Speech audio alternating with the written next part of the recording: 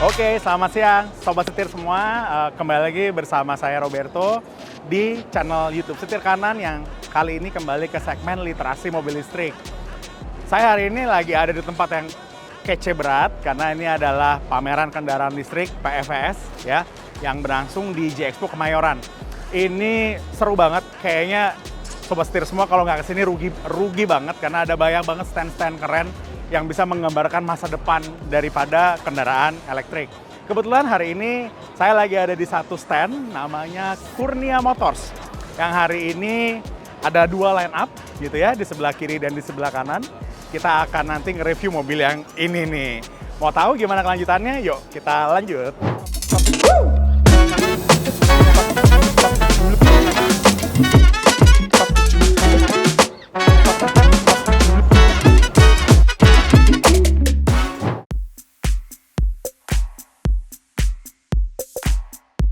Nah, yang sebelah kiri ini, yang warnanya gonjreng ini, namanya unit KX Upgrade. Tapi kita udah nge-review nih, jadi kita sekarang akan fokus ke yang sebelah kanan. Kalau mau menarik ya teman-teman ya, kalau dilihat di sini kenapa gue tertarik banget lihat mobil ini, karena angka di sini menunjukkan 85. Tadinya saya pikir ini nggak ada artinya, ternyata 85 juta on the road. Artinya ini kayaknya adalah salah satu mobil listrik yang paling murah yang hari ini ada di pasaran. Nah, kalau dilihat dari eksterior depan ya, ini lampunya udah LED ya, proyektor juga, udah dilengkapi dengan fog lamp juga di bawah gitu ya. Grillnya kece juga nih, honeycomb modelnya, dan kalau dilihat dari bodi keseluruhan ini membulat gitu ya, jadi pastinya nanti untuk akselerasi untuk electric vehicle-nya oke juga nih gitu ya. Lihat dari sekilas kecil-kecil begini plus fog lamp-nya ngingetin kita sama Mini Countryman versi kecil gitu ya, kayaknya Sobat Setir semua. Jadi rasanya sih kece dan cukup anak muda banget. Tapi nanti kita lihat bagian yang lain. Yuk kita pindah ke bagian sampingnya. Oke, kita sekarang ke bagian samping nih Sobat Setir.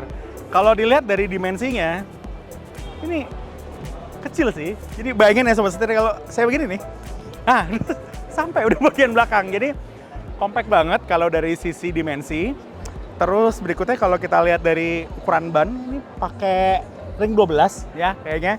Lalu tipe 15570 R12.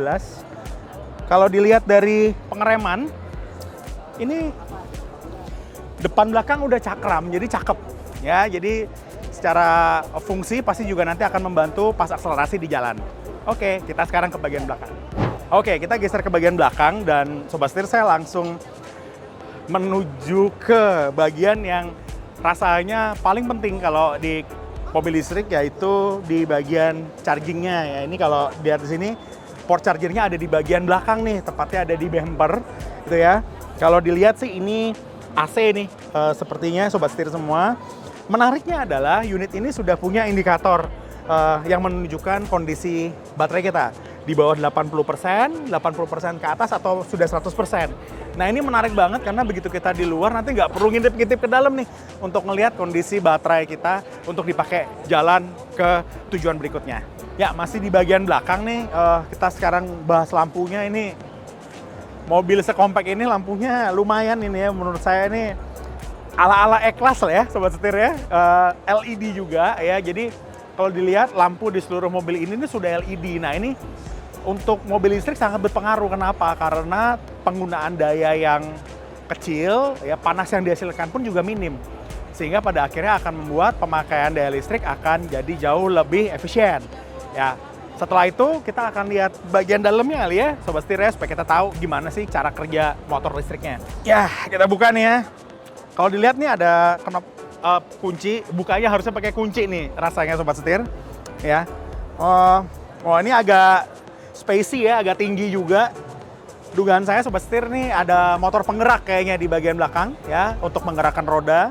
Jadi kalau dilihat dari cara kerjanya, dia akan isi daya di sini. Baterainya tuh ada di bawah jok depan ya, dan rasanya dari situ energinya dialirkan ke penggerak motor di belakang sini. Ya, tapi di sini sih untuk berkendara masih cukup spacey ya. Kalau mau naro-naro barang ya, jarak-jarak dekat, naruh tas segala macam juga enak.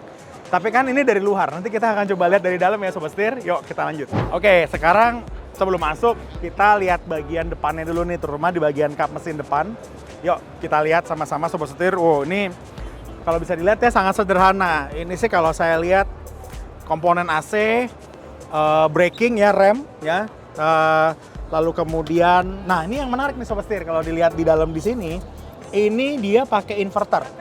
Ya, jadi inverter ini kalau di sistem akinya gitu ya, pada umumnya mobil itu punya aki. Nah mobil ini tuh nggak punya. Dia punya inverter untuk tadi mengkonversi daya listrik dari baterai gitu ya untuk kelistrikan di mobil ini gitu ya. Jadi untuk nyalain lampu, kalau teman-teman mau ngecharge smartphone di dalam ya, ini nanti semua dayanya dialirkan melalui inverter ini, dikonversi dulu. Ya, itulah yang membuat mobil ini juga cukup unik nih Sobat Setir. Ya, sistem yang lainnya sebenarnya sangat sederhana ya, karena memang untuk unit-unit mobil listrik tentunya bukan sistem yang kompleks seperti di mobil konvensional. Yuk, kita akan masuk ke dalam ya sekarang ya untuk melihat bagian interiornya.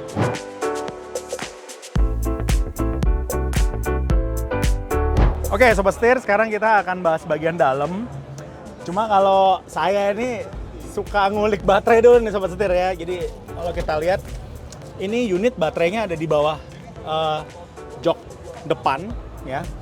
Kalau dilihat dari bentuk ini sih lithium acid ya, atau lead acid biasa kita sebut Sobat Setir. Kenapa saya bisa bedain? Karena dari bentuknya ya, biasanya ini agak lebih gemuk gitu ya kalau lead acid, sementara kalau lithium ion itu akan dia lebih pipih ya. Enaknya nih kalau mau copot ganti tuh lebih mudah ya Sobat Setir ya. Cuma memang untuk usia tentunya akan lebih kuat di lithium ion gitu ya. Lalu kemudian kalau dari sisi spesifikasi, unit ini tuh bisa mencapai 120 km gitu ya. Lalu kalau ngecharge-nya dari 0 sampai ke 100% hanya butuh waktu 5 jam Sobat Setir. Ya, hanya butuh waktu 5 jam. Dan kecepatan maksimumnya ada di 60 km per jam. Wah, kalau udah ngeliat gini jadi nggak sabar nanti kita akan test drive ya Sobat Setir ya. So, kita pretelin dulu semua di dalam sini, baru nanti kita akan keluar. Yuk, lanjut.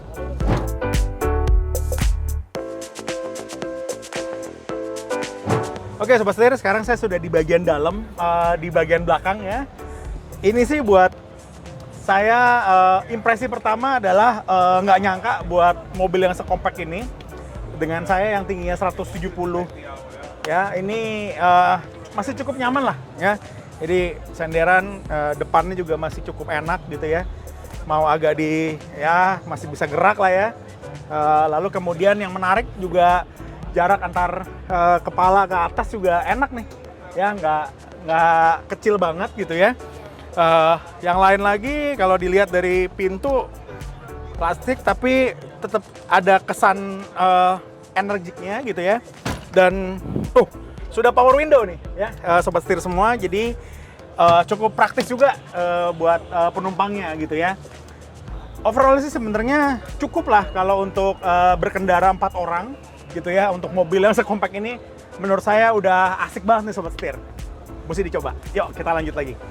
Oke Sobat Setir, kita sudah ada di interior depan nih, di jok depan, jok pengemudi ya.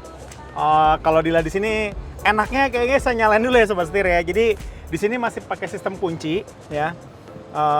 Tapi menariknya adalah dia nggak perlu di starter. Gini aja udah nyala gitu ya, dan sudah ada LCD di sini. Kalau saya pikir ini 10 inci gitu ya. Sudah ada Bluetooth, music, lalu ada file explorer, ada e-book. Ya ini sih intinya kalau kita punya file, colok disk kayaknya ada di USB di sini, kita bisa explore di sini. Lalu kemudian bentuknya sih menarik ya Sobat Setir ya. Jadi kayak bulat gitu ya, kayak ada kupingnya ya. Di sini 2 gitu ya. Saya cuma membayangin tadi di sini bisa dikasih mulut gitu. Jadi kayak muka orang gitu di sini. Ini bentuknya menurut saya cukup unik. Berikutnya kita akan bahas lagi. Oh, ini AC. AC-nya nih ya ada 2 kanan kiri. Menariknya adalah hanya ada di depan ya. Jadi di belakang nggak ada blower juga gitu ya. Spacious juga karena di sini juga nggak ada ruang untuk penyimpanan seperti biasa ya. Ini kosong aja gitu ya. Lalu kalau dilihat di sini, geser ke sebelah sini, ini ada fungsi AC. Lalu ada hazard gitu ya. Lalu ada juga PTC, ini juga tadi saya baru tahu ya. Jadi kalau di sini fungsinya AC itu lebih cenderung mendinginkan suhu di dalam. Kalau PTC ini lebih ke heater, lebih ke menghangatkan gitu ya.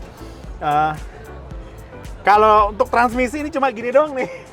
Netral, drive, rear, belakang. Udah jadi ini mundur, maju, netral udah. Ya jadi kalau kita nanti sebagai pengendara mobil listrik, kita juga harus mempelajari fungsi ini. Karena takutnya kita terbiasa, ini kayak knob AC ya. Tadi saya hampir aja geser ke kiri itu mundur gitu ya. Jadi bukan matiin AC karena mungkin kalau di mobil biasa pendingin ruangannya ini ada di sini knobnya, ini sebenarnya adalah knob transmisi. Jadi teman-teman hati-hati. Yang saya pesan adalah begitu teman-teman mau beli mobil listrik, sobat setir semua harus memperhatikan semua fungsionalnya karena bisa jadi berbeda ya. Knob-knob begini bukan berarti knob yang sama seperti ada di mobil konvensional. Lalu kita masuk di setirnya, kecil ini bisa dipeluk nih. Ya, jadi kecil banget sobat setir. Ya, tombol-tombol di sini semua berfungsi. Tadi saya coba ada volume up, volume down, bisa matiin layar juga, screen, kita bisa nyalain lagi, aman. Lalu kemudian next ya seperti mobil pada umumnya ya, ada klakson di sini. Nah ini tombol merah yang tadi saya nggak berani pencet, ternyata ini adalah tombol hazard ya sobat setir semua. Jadi kalau dipencet ini ada hazardnya. Bedanya apa sama hazard yang di sini? Sama sih sebenarnya kalau tadi saya cek gitu ya. Cuma nanti untuk fungsionalitasnya kita akan coba waktu test drive. Space untuk berkendaranya juga enak banget sebenarnya sobat setir ya, walaupun saya belum coba berkendara langsung, tapi kayaknya space-nya cukup spacious. Dan flat juga di sini ya. Ini di belakang juga nih, flat deck juga nih. Jadi tadi saya juga belum sempat mention, di belakang juga flat deck. Ya artinya nggak ada benjolan apapun di tengahnya. Jadi ruangannya juga lebih luas dan ini pun juga cuman ada rem tangan, udah nggak ada yang macem-macem gitu ya. Simple banget ya, rasanya untuk fungsionalitasnya cukup gitu ya untuk menunjang performa unit ini gitu ya untuk nanti kita berkendara di jalan. Oke, nggak sabar nih untuk ngelihat fungsionalitasnya benar-benar di jalan. Nanti kita akan coba langsung test drive di depan. So, ikutin terus konten kita. Yuk, lanjut.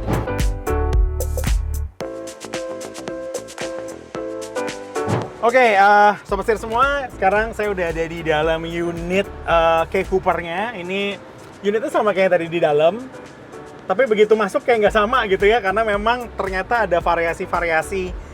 Kayaknya sih kalau tadi kita tanya, memang ya ada variasi juga yang memang ada bawaan dari pabrikan, tapi kayaknya nanti ke depan mungkin akan bisa semacam di-adjust lah ya variasinya. Tadi head unitnya gambarnya ini beda nih, kayaknya ada screen saver-nya juga beda kayaknya. Lalu kemudian ya di dalamnya sih sama, tapi kalau yang menarik ini nanti ada di speedometernya yang tadi belum kita bahas di depan sobat setir. Di sini ada ya kilometer per jamnya ada semua di sini. Ini baterai ya, voltasenya juga ada, petunjuknya di sini. Lalu odonya juga ada nih, sudah jalan berapa kilometernya. Sama ada satu ada namanya Cloud Allies yang saya juga gagal mendapatkan referensi ini artinya apa. Sampai tadi saya nanya ke timnya gitu ya, bahwa ini ada satu variasi yang mungkin direncanakan ke depan, tapi menariknya adalah ternyata ada beberapa pengembangan yang masih dijalankan ya sobat setir semua, sehingga rasanya nanti begitu datang ke sini unit-unitnya sudah banyak, kayaknya kita akan coba ngeliput lagi nih. Oke, so feels-nya masih tetap sama, tapi ini cukup menarik juga ya. Lagi-lagi nih saya agak kagok karena tinggi juga ternyata. Benar-benar pada saat pengalaman menyetirnya nanti kita akan coba aja test drive, kita lihat bagaimana performanya. Tapi kalau dilihat dari sekilas ya, saya coba setirnya nih, bantingan-bantingannya nanti kayaknya mesti lebih hati-hati ya sobat setir ya, karena rasanya putaran kanan saya coba cek kirinya juga nggak akan terlalu selebar itu, jadi nanti kita akan jauh lebih hati-hati. So kita akan coba, yuk di sini lalu kita tinggal putar aja dari N ke D. Oh ya.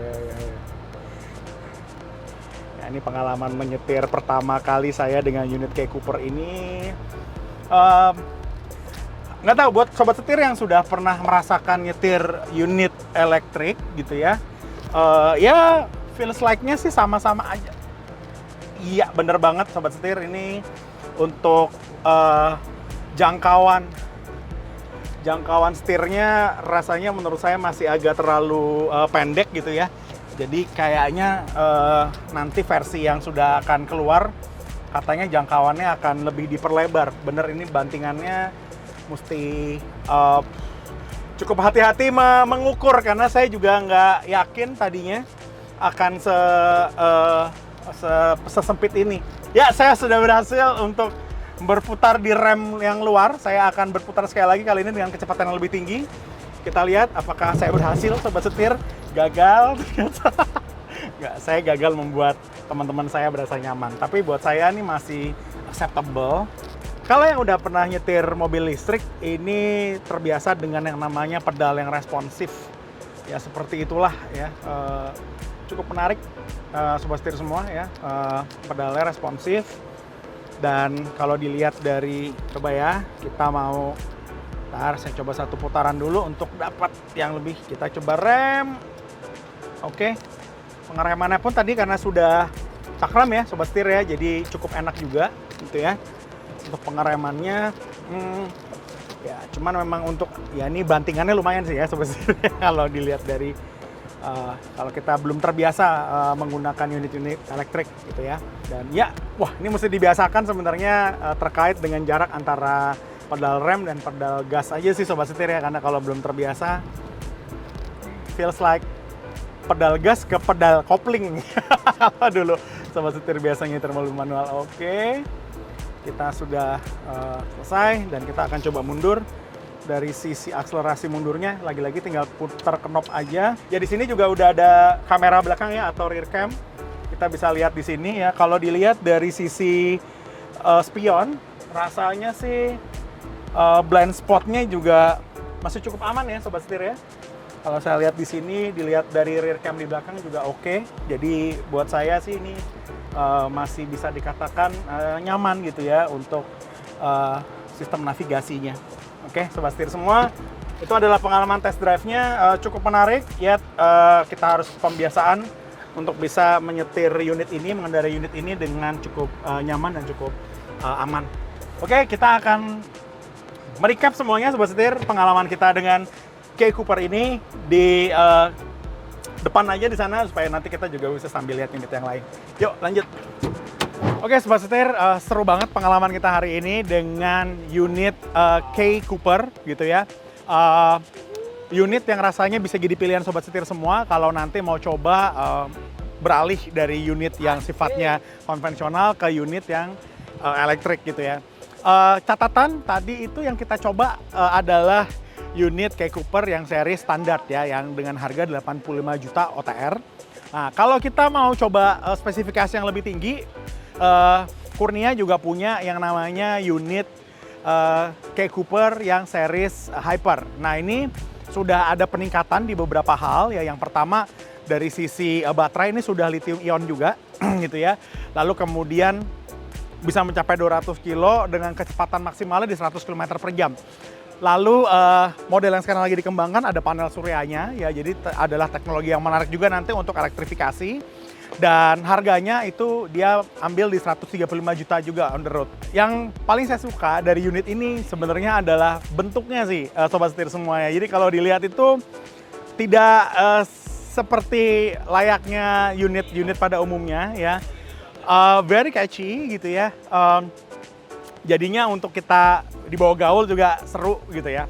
Lalu berikutnya juga beberapa fungsionalitasnya rasanya sangat sesuai ya dengan kebutuhan kalau sobat setir semua mau beralih ke unit elektrifikasi yang pastinya akan jauh lebih irit. Dan yang ketiga, kita pasti ngomong soal harga sobat setir semua.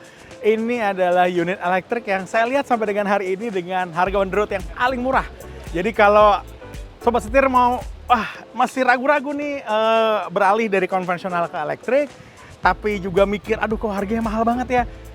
Ini bisa jadi pilihan ya, supaya kita terbiasa menggunakan unit-unit yang elektrik ya, mobil-mobil listrik, supaya nanti kalau sudah punya rezeki lebih banyak kita bisa beli mobil yang mungkin jauh lebih canggih lagi gitu ya, tapi kita sudah terbiasa juga untuk menggunakan unit elektrik. Oke, so demikian videonya Sobat Setir semua. Jangan lupa like, follow, subscribe, dan komen ya. Jadi apa pendapat Sobat Setir soal episode kali ini di komen aja.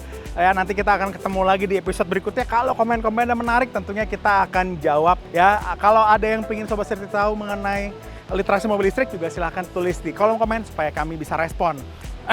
Jangan lupa juga follow dan komen di Instagram dan TikTok Setir Kanan supaya kita bisa terus catch up. Ada di setirkanan_official. Oke, so demikian aja episode kali ini Sobat Setir semua. Saya Roberto, pamit undur diri dari episode kali ini. Salam setir kanan. Saya sen kanan dulu. Salah sen kiri. Sen. Ya ini sen kanan ya. Nggak akan dapet kayak begini nih. Ya. Oke. Dan dia akan jalan dengan sendirinya. Enggak ding. Yuk kita akan mulai sedang